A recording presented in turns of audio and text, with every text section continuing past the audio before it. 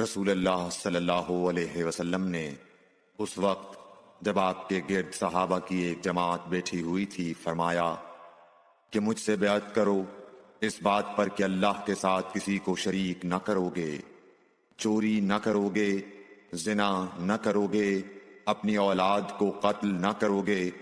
اور ناعمدن کسی پر کوئی ناحق بہتان باندھو گے، اور کسی بھی اچھی بات میں اللہ کی نافرمانی نہ کرو گے۔ جو کوئی تم میں اس عہد کو پورا کرے گا تو اس کا ثواب اللہ کے ذمہ ہے،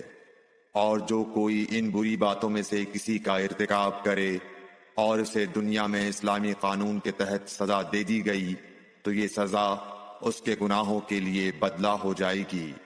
اور جو کوئی ان میں سے کسی بات میں مبتلا ہو گیا اور اللہ نے اس کے گناہ کو چھپا لیا تو پھر اس کا معاملہ اللہ کے حوالے ہے، اگر چاہے معاف کرے اور اگر چاہے سزا دے دے۔ Like, share and subscribe for more videos.